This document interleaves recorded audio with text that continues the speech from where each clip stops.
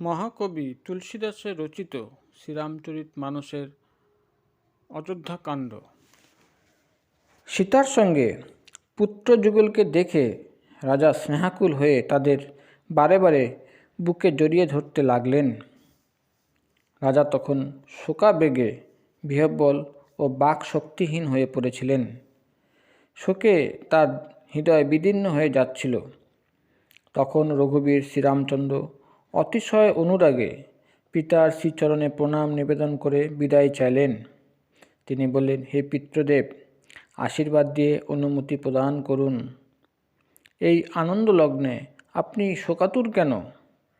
প্রিয়জনের প্রতি স্নেহের বশীভূত হবে প্রমাদে, কর্তব্যকর্মে বিচ্যুতিতে জগতের যে যশোহানি হয়ে নিন্দার ভাগী হতে হয়। এই কথা শ্রবণ করে স্নেহে অভিভূত রাজা উঠে শ্রী রঘুবরকে বাহু ধারণ করে বসালেন আর বললেন, হে পুত্র, শোনো, মুনিদের মতে শ্রীরামচন্দ্র বিশ্বচরাচরের প্রভু স্বয়ং। শুভ অশুভ কর্ম বিচার করে ঈশ্বর ফল দান করে থাকেন। কর্মফল সেই ভোগ করে যে কর্ম করে। সকলেই এই কথা বলে আর বেদও তা সমর্থন করে। কিন্তু এই মুহূর্তে তা তো হচ্ছে না। অপরাধ করল একজন আর তার ফল ভোগ করবে অন্যজন। শ্রী ভগবানের বিচিত্র লীলা কে বুঝবে এই তত্ত্ব? রাজা মহাশয় এইভাবে শ্রীরামচন্দ্রকে অযোধ্যায় ধরে রাখবার জন্য ছল চাতুরী শূন্য অন্য সব চেষ্টা করলেন। কিন্তু ধর্মে অবিচল ধীর বুদ্ধিমান শ্রীরামচন্দ্রের মনোভাব দেখে তিনি বুঝলেন যে তাকে আটকানো যাবে না।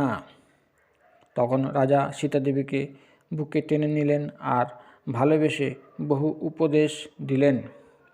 তিনি বললেন যে বনে দুঃসহ দুঃখ কষ্ট, তাই শ্বশ্রুমাতা শ্বশুর ও পিতার নিকটে থাকলে ভালো থাকবে।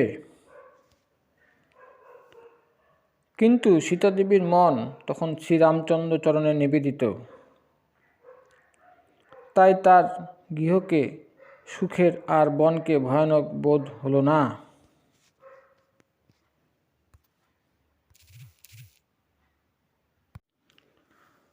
অতঃপর অন্য সকলেও বনের দুঃখের কথা তাকে বোঝাতে প্রয়াসী হলেন। মন্ত্রী সুমন্তের স্ত্রী, গুরুদেব বশিষ্ঠদেবের পত্নী ও অন্যান্য বুদ্ধিমতী নারীগণ সীতাদেবীকে স্নেহ বিগলিত কণ্ঠে বললেন, তোমাকে তো রাজামশাই বনবাস দেননি, তাই তোমার তো শ্বশুর শাশুড়ি গুরুদেব আদি গুরুজনদের কথা মেনে নিতে বাধা নেই। এই কমল মধুর সদুপদেশ সীতাদেবীর পছন্দ হলো না। তিনি শারদ চন্দ্রালোকের চকরিসম অস্থির হয়ে পড়লেন। সংকোচ সীতাদেবীকে উত্তর দান করতে নিষেধ করল। এদিকে এই সকল কথা শ্রবণ করেই রানী কৈকেয়ী কুপিতা হলেন। তখন মুনিদের চিরবস্ত্র, জপমালা, মেখলা আদি আবরণ আর কমণ্ডলু আদি বস্তু এনে শ্রীরামচন্দ্রের সম্মুখে রেখে মৃদুকণ্ঠে বলে উঠলেন, হে রঘুবীর, তুমি রাজার প্রাণসম প্রিয়। ভীরু প্রেমে বশীভূত ও দুর্বলচিত্ত রাজা মহাশয় কখনো সৌশীল্য ও স্নেহ ত্যাগ করতে পারবেন না। তার পুণ্য সুযশ ও পরলোকের উত্তম গতিও যদি হাতছাড়া হয়ে যায়, তবুও তিনি তোমাকে বনবাসে যেতে বলবেন না। অতএব যা ভালো মনে হয় তাই করো। মাতার উপদেশ শ্রীরামচন্দ্রকে সুখানুভূতি প্রদান করল। কিন্তু সেই কথাগুলি রাজাকে সরসম বিদ্ধ করল। তিনি তখন ভাবছেন, এখনও এই অভাগার প্রাণ কেন বেরিয়ে যাচ্ছে না। রাজা মূর্ছিত হয়ে পড়লেন। কী যে করণীয় তা কারো বোধগম্য হচ্ছিল না। শ্রীরামচন্দ্র তখন অবিলম্বে মুনি বেশাদি ধারণ করে জননী জনককে প্রণাম নিবেদন করলেন আর যাত্রা করলেন। বনবাসের সাজসজ্জায় অত্যাবশ্যক দ্রব্যাদি নিয়ে শ্রীরামচন্দ্র স্ত্রী সীতাদেবী ও অনুজ শ্রী লক্ষ্মণকে সঙ্গে নিয়ে ব্রাহ্মণ ও শ্রী গুরুচরণে বন্দনা করে আর সকলকে শোকাকুল করে যাত্রা করলেন। রাজপ্রাসাদ থেকে নির্গমন করে তিনি গুরুদেব বশিষ্ঠদেবের আবাসের সম্মুখে উপনীত হলেন। তিনি দেখলেন যে প্রজাগণ বিরহ অগ্নিতে দগ্ধ হচ্ছে। তিনি তাদের সময়োচিত সান্ত্বনা দিলেন। অতঃপর শ্রীরামচন্দ্র ব্রাহ্মণ সমাজকে ডাকলেন। গুরুদেবের উপস্থিতিতে শ্রীরামচন্দ্র ব্রাহ্মণদের 1 বৎসরের ভোজন সামগ্রী দান করলেন আর যথাযোগ্য সমাদর দান ও মিষ্ট বাক্যে আপন করে নিলেন। অতঃপর তিনি যাচকদের সম্মান প্রদর্শন করে ও দান করে সন্তুষ্ট করলেন আর বন্ধু বান্ধবদের প্রতি পবিত্র প্রেম প্রদর্শন করে তাদের প্রসন্ন করলেন। অতঃপর তিনি দাস দাসীদের ডেকে গুরুদেবকে বললেন, হে গুরুদেব, এদের আমি আপনার হস্তে অর্পণ করলাম। আপনি মাতা পিতা সম তাদের রক্ষণাবেক্ষণ করবেন। শ্রীরামচন্দ্র বারে বারে হাত জোড় করে সকলকে সুমিষ্ট বচনে বললেন, সেই আমার যথার্থ হিতৈষী ও বন্ধু যে মহারাজকে সুখী করতে সক্ষম হবে। হে সুচতুর প্রবীণ প্রজাগণ, আপনাদের সুব্যবস্থাপনায় যেন আমার মাতা সকল বিরহজনিত দুঃখে দিনহীন না হয়ে পড়েন। এইভাবে সকলকে সন্তুষ্ট করে প্রভু শ্রীরামচন্দ্র পরমানন্দে শ্রীগুরুর পাদপদ্মে প্রণাম নিবেদন করলেন। অতঃপর গণেশ, গিরিজা ও গিরিশকে স্মরণ করে ও তাদের আশীর্বাদ মস্তকে ধারণ করে যাত্রা করলেন। শ্রীরামচন্দ্রের যাত্রার সঙ্গে সঙ্গে অযোধ্যার চতুর্দিকে বিষাদ নেমে এলো। কান পাতলেই সেই আর্তনাদ শোনা যেতে লাগলো। লঙ্কায় ভয়ানক সকল অমঙ্গল চিহ্ন দেখা যেতে লাগলো। অযোধ্যা যখন অতিশয় শোকগ্রস্ত, তখনই দেবলোকে হর্ষ ও বিষাদের যুগপৎ অবস্থা দেখা গেল। আনন্দের কারণ এই যে এইবার রাক্ষসদের অত্যাচার থেকে মুক্তি লাভ হবে, আর বিষাদের কারণ অবশ্যই অযোধ্যায় এই দুর্দশা। মূর্ছাভঙ্গে রাজা চোখ খুললেন। তিনি মন্ত্রী সুমন্তকে ডেকে বললেন, শ্রীরাম বনবাসে চলে গেল, অথচ আমি এখনও বেঁচে আছি। আমি জানি না আর কি সুখ লাভ করবার ইচ্ছায় প্রাণ এখনও দেহ আশ্রয় করে আছে। এর বেশি কি আঘাত প্রাণের দেহত্যাগের জন্য প্রয়োজন? অতঃপর তিনি ধীর স্থির হয়ে বললেন, হে সখা, তুমি রথ নিয়ে শ্রীরামের সঙ্গে যাও।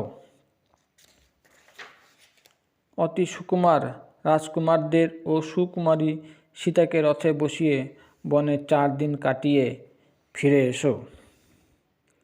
শ্রী রঘুনাথ সত্যাশ্রয়ী ও ধীরব্রত তাই যদি ধৈর্যযুক্ত ভাতাযুগল ফিরে আসতে রাজি না হন, তাহলে তুমি করজোড়ে নিবেদন করে বলবে, হে প্রভু, অন্তত জনক নন্দিনীকে ফিরে যেতে দিন।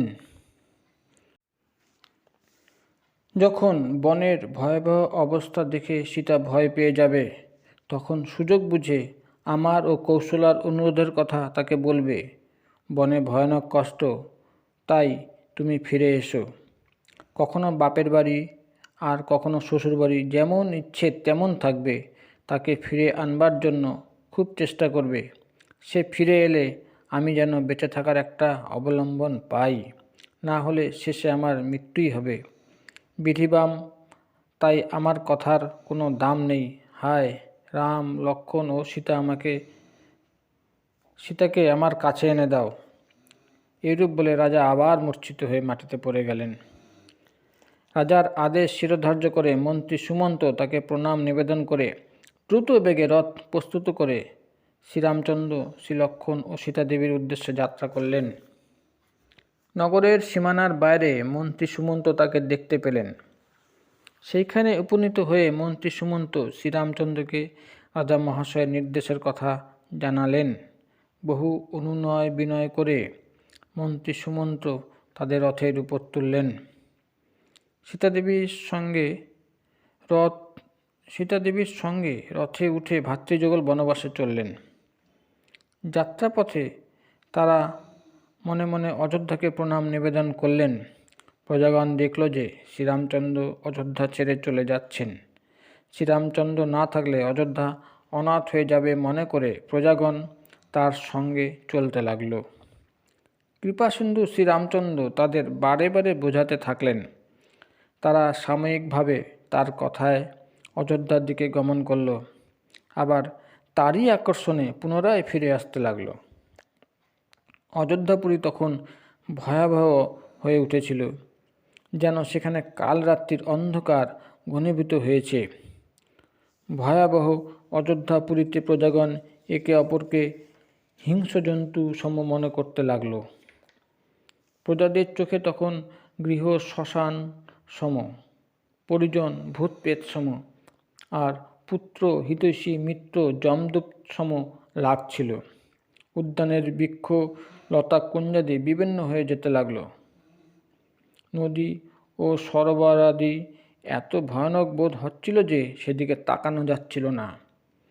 অযোধ্যার কোটি কোটি অশ্ব, গজ, কেলিমৃগ, নগরের পালিত গাভী, বলদ, অজ, ভেড়া আদি পশু পক্ষী সকল, চাতক, ময়ূর, কোকিল, চখাচখি, সুখসারী, সারস, হংস, চকর যেন অনাথ হয়ে পড়ল। শ্রীরামচন্দ্রের বিয়োগে তারা সকলে কাতর হয়ে বহুস্থানে এমন নিঃশব্দে স্থির হয়ে দাঁড়িয়ে থাকতে লাগলো যে তাদের দেখে পটে আঁকা ছবি মনে হতে লাগলো। পূর্বে নগর যেন ফলে ঠাসা বাগান ছিল, আর নগরবাসী জনগণ যেন ছিল পশুপক্ষী। অর্থাৎ অযোধ্যাপুরী ধর্ম, অর্থ, কাম, মোক্ষ প্রদানকারী ছিল, আর প্রজাগণ তাতে সুখে লাভ করতে অভ্যস্ত ছিল। বিধাতা সৃষ্ট কিরাতিনী কৈকেয়ী সেই অরণ্যের 10 দিকে অগ্নি সংযোগ করে দিয়েছিলেন। শ্রীরামচন্দ্রের বিরহ অগ্নি প্রজাগণ সহ্য করতে পারছিল না, তাই ব্যাকুল হয়ে সকলে অযোধ্যা ছেড়ে পলায়ন করতে উদ্যোগী হয়েছিল। সকলেরই এই দৃঢ় ধারণা ছিল যে শ্রীরামচন্দ্র, শ্রীলক্ষ্মণ ও সীতাদেবী থাকলেই তবেই সুখে থাকা সম্ভব। যেখানে শ্রীরামচন্দ্র থাকবেন সেখানেই অযোধ্যার জনগণ নিবাস করবেন। অতএব শ্রীরামচন্দ্র যখন অযোধ্যায় আর নেই, তখন সেইখানে অবস্থান করা নিষ্প্রয়োজন। এইরূপ দৃঢ় প্রত্যয় সহকারে সকলে তাদের দেবদুর্লভ সুখে পরিপূর্ণ গৃহাদি ত্যাগ করে শ্রীরামচন্দ্রের অনুগমন করতে লাগল। শ্রীরামচন্দ্রের পাদ পদ্ম যার প্রিয়, সে কি কখনো বিষয়ভোগের বশীভূত হতে পারে? বৃদ্ধ ও বালক গৃহে রইল, অন্য সকলে শ্রীরামচন্দ্রের অনুগমন করতে লাগল। প্রথম রাত্রি শ্রী রঘুনাথের তমসা নদীর তীরে কাটল। প্রজাদের ওই রকম প্রেম বিহ্বল দেখে দয়ালু শ্রী রঘুনাথ দুঃখ পেলেন। করুণা বিগ্রহ প্রভু শ্রী রঘুনাথ, অন্যের দুঃখ তাকে তৎক্ষণাৎ স্পর্শ করে, অর্থাৎ কেউ দুঃখিত হলে তিনিও দুঃখিত হয়ে যান। শ্রীরামচন্দ্র প্রেমময়, কোমল ও সুন্দর কথায় প্রজাদের বুঝিয়ে ধর্ম পালনের অনেক সদুপদেশ দিলেন, কিন্তু প্রজাদের আকর্ষণ তার উপর এত প্রবল ছিল যে তাদের ফিরে যাওয়ার কথা বলেও তাদের ফেরানো সম্ভব হলো না। সদাচার ও স্নেহের বাঁধন ত্যাগ করা কঠিন হয়ে উঠল। এমন অবস্থায় প্রভু শ্রীরামচন্দ্র দ্বিধাগ্রস্ত হয়ে পড়লেন। বিরহ ও পথভ্রমে ক্লান্ত প্রজাগণ গভীর নিদ্রামগ্ন হয়ে পড়ল। দেবমায়ায় তাদের মতি মোহিত হল। রাত্রির 2য় প্রহর অতিক্রান্ত হলে প্রভু শ্রীরামচন্দ্র মন্ত্রী সুমন্তকে প্রীতিপূর্বক গোপনে বললেন, হে তাত, এমনভাবে রথ চালনা করুন যে রথের গতিপথ সঠিকভাবে নির্ধারণ করা সম্ভব যেন না হয়। এছাড়া এদের অযোধ্যায় ফিরে যাওয়ার অন্য কোনো পথ দেখতে পাচ্ছি না। মহাদেবের শ্রীচরণে প্রণাম নিবেদন করে শ্রীরামচন্দ্র, শ্রীলক্ষ্মণ ও সীতাদেবী রথারূঢ় হলেন।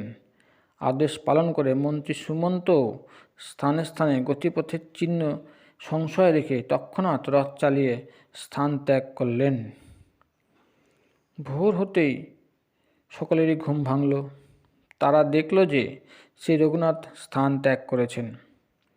তারা সকলে ব্যতিব্যস্ত হয়ে পড়ল।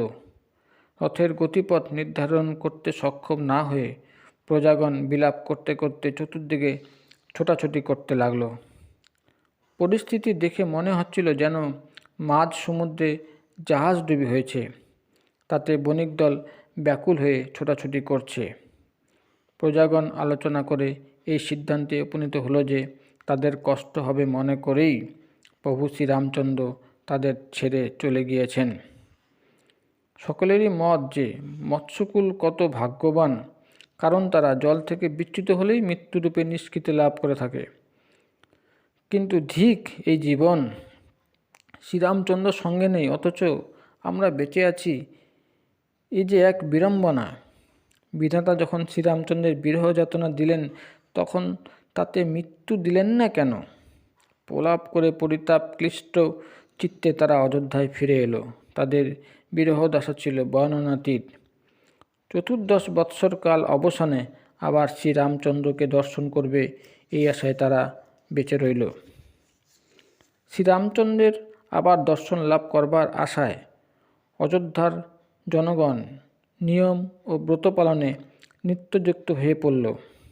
তারা সূর্যের অভাবে চখাচখি ও কমলসম বেদনাক্লিষ্ট হয়ে পড়ল। সীতাদেবী ও মন্ত্রী সুমন্তকে সঙ্গে নিয়ে ভ্রাতাযুগল সিংহবেরপুরে উপনীত হলেন।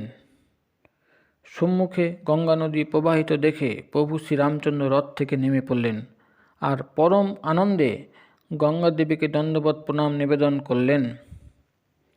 শ্রীলক্ষ্মণ, সুমন্ত ও সীতাদেবীও গঙ্গা দেবীকে প্রণাম করলেন। গঙ্গাতটে অবস্থান করে সকলেই শ্রীরামচন্দ্রের উপস্থিতিতে সুখানুভূতি লাভ করলেন। সকল আনন্দ ও সকল মঙ্গলের অধিষ্ঠাত্রী দেবী হলেন মা গঙ্গা। তিনি সর্বসুখ প্রদান করেন ও সর্বদুঃখ হরণ করেন।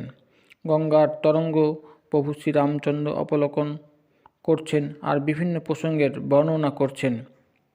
মন্ত্রী অনুজ শ্রীলক্ষ্মণ ও প্রিয়া সীতাদেবীকে শ্রীরামচন্দ্র দেবনদী গঙ্গার অনন্ত মহিমার কথা বলছেন।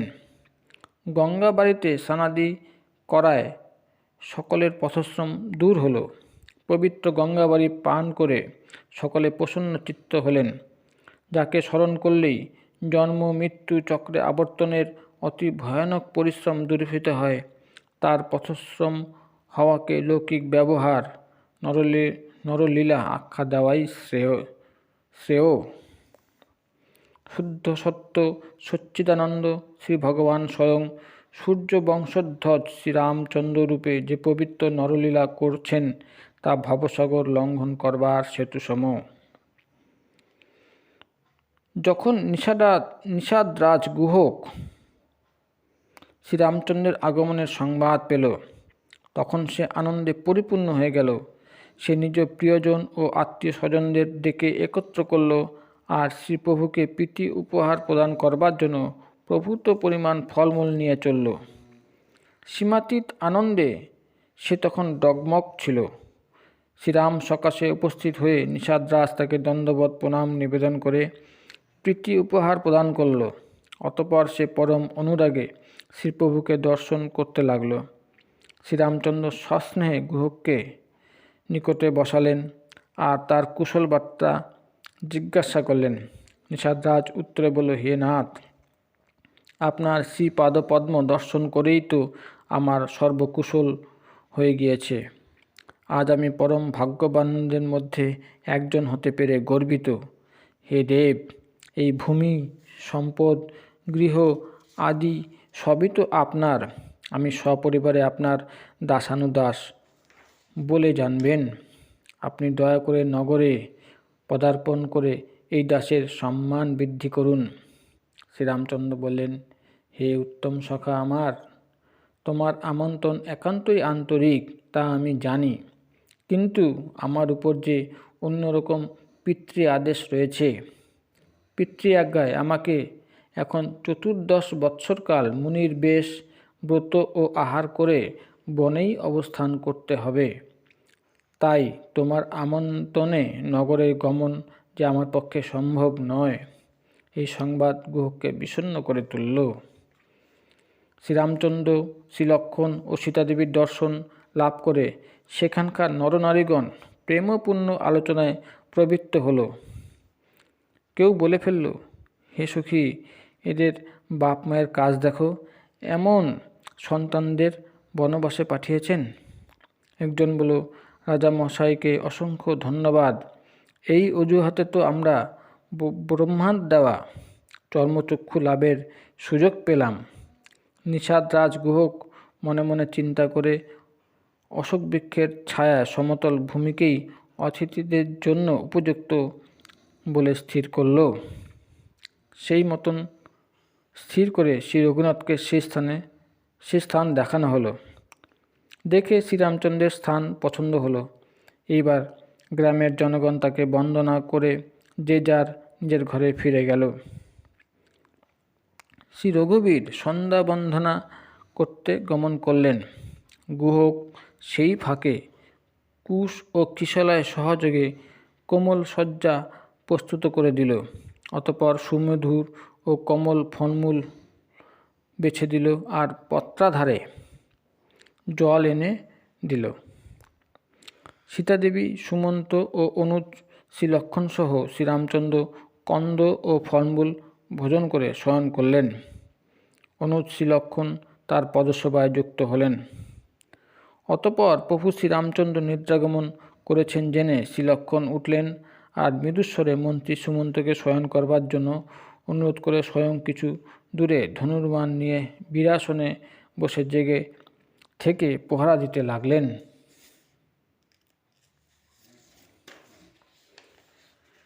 গুহক বিশ্বাসী কিছু ব্যক্তিদের স্থানে স্থানে প্রহরার কাজে নিযুক্ত করে নিজে কটিতে তুনীর ও হস্তে ধনুর্বাণ নিয়ে শ্রীলক্ষ্মণের কাছে উপবেশন করলেন। শ্রীপ্রভু ভূমিতে শয়ন করে আছেন দেখে প্রীতির আধিক্যে নিষাদরাজের মনে বিষাদ উপস্থিত হলো।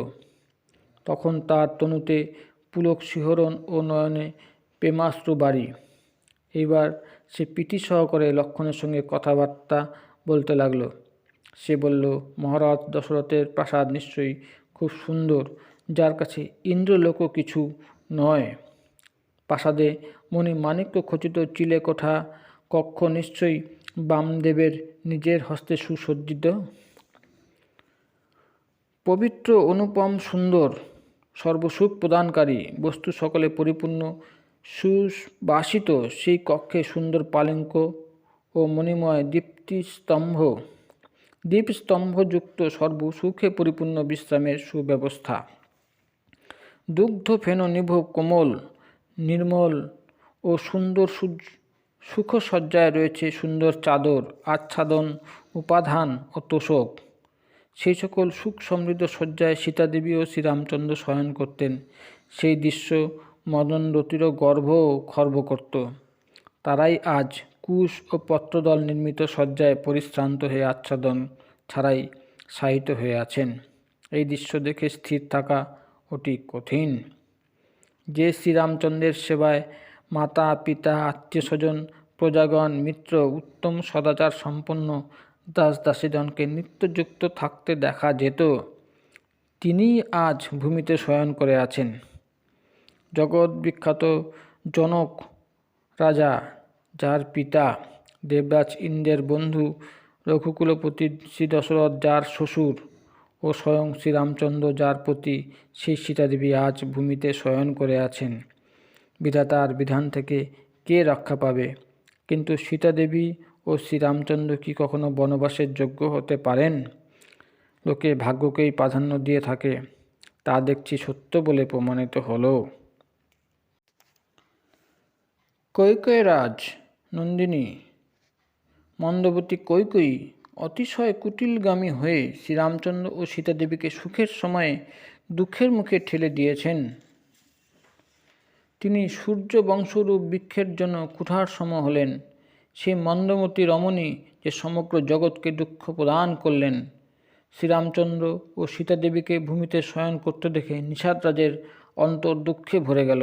তখন শ্রীলক্ষ্মণ জ্ঞান ও বৈরাগ্য ও ভক্তিরসে সিঞ্চিত সুমিষ্ট কোমল বচনে বললেন, হে ভাই, কেউ কি কাউকে সুখ অথবা দুঃখ দিতে পারে?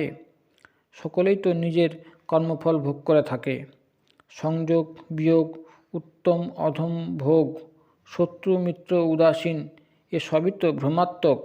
জন্ম মৃত্যু, সম্পত্তি বিপত্তি, কর্ম ও সময়, যতদূর পর্যন্ত জাগতিক প্রপঞ্চ রয়েছে এবং ভূমি গৃহ ধনসম্পদ নগর পরিবার স্বর্গ নরক, যা কিছু আচার ব্যবহার এবং যা কিছুর দর্শন শ্রবণ চিন্তন করা হয়, তার মূলে থাকে মোহ বা অজ্ঞান।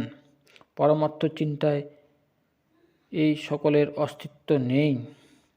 স্বপ্নের মধ্যে রাজা কাঙ্গাল হয়ে গেল, অথবা কাঙ্গাল স্বর্গের ইন্দ্রপদ লাভ করে বসল, কিন্তু জেগে উঠলে সবই অসত্য বলে জানা যায়। এই স্বপ্ন দর্শনে কারো লাভ বা ক্ষতি হওয়ার সম্ভাবনা থাকে না। এই দৃশ্য জগৎ প্রপঞ্চকেও তেমনই মনে করা উচিত। এরূপ চিন্তা করে কথিত হওয়া ঠিক নয়, আর তার জন্য অন্য কাউকে দোষী সাব্যস্ত করাও অনুচিত। মোহরূপ রাত্রিতে সকলেই ঘুমিয়ে আছে, তাই এই অবস্থায় সকলে নানা স্বপ্ন দেখে চলেছে। এই জগৎরূপ মোহরাত্রিতে যোগীগণ জেগে থাকেন, কারণ তারা পরমার্থ চিন্তায় নিত্যযুক্ত ও জগৎ প্রপঞ্চে বা মায়াময় জগতে উদাসীন হন।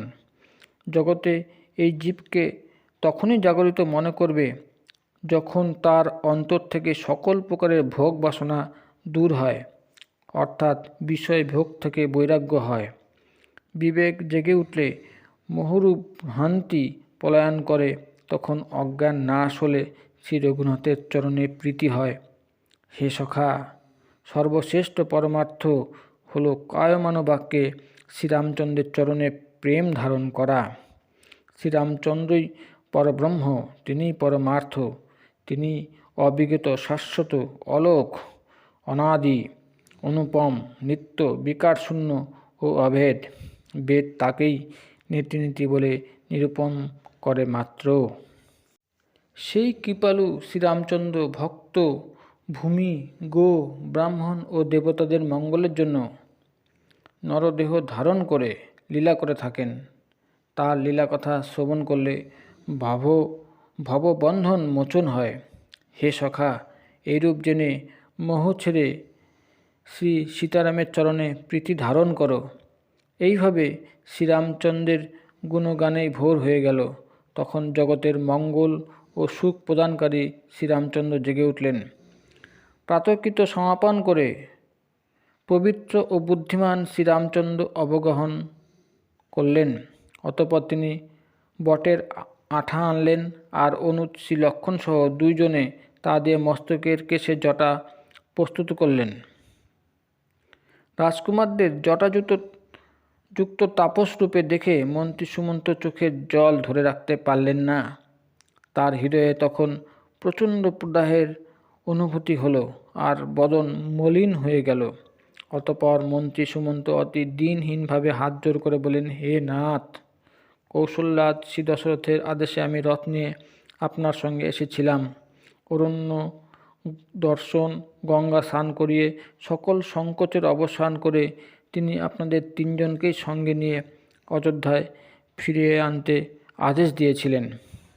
মহারাজের আদেশের কথা বললাম, এখন আপনি যেমন বলবেন তাই করব, কি করণীয় তা আপনিই বলুন।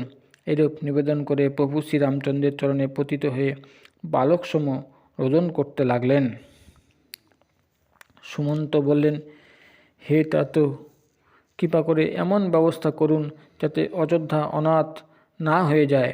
শ্রীরামচন্দ্র মন্ত্রী সুমন্তকে সান্ত্বনা দিয়ে তুললেন আর বললেন, হে তাত, ধর্মের সূক্ষ্ম তত্ত্ব সকল তো আপনার অজানা নয়।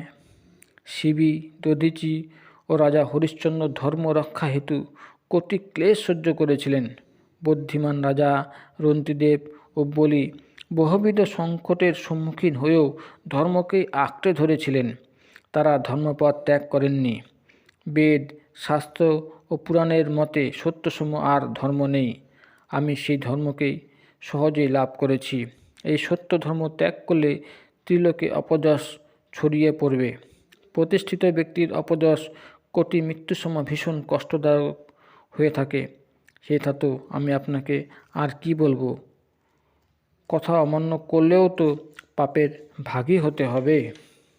আপনি অযোধ্যায় ফিরে গিয়ে পিতৃদেবকে আমার কোটি প্রণাম নিবেদন করে তার চরণ ধারণ করে বলবেন, হে তো আপনি আমার জন্য একটুও চিন্তিত হবেন না।